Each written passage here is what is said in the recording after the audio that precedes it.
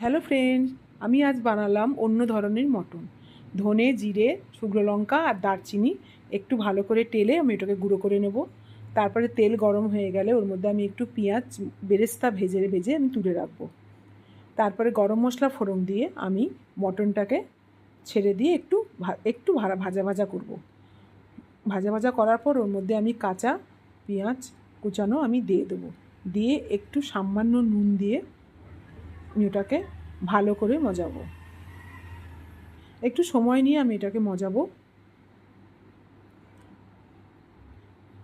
একটু সময় নিয়ে আমি ভাজবো। ভেজে তার মধ্যে আমি সব রকমের মশলাকে আমি অ্যাড করব। আমি আগে থেকেই পেস্ট করে রেখেছিলাম আদা, রসুন, পেঁয়াজ, টমেটো আর গরম মশলা আমি আগে থেকেই পেস্ট করে রেখে দিয়েছিলাম।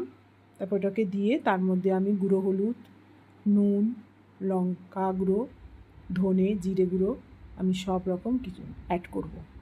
দিয়ে এবার ওটাকে ভালো করে আমি কষাবো। একটু সময় ধরে মটনটাকে একটু ভালো করে কষাতে হবে।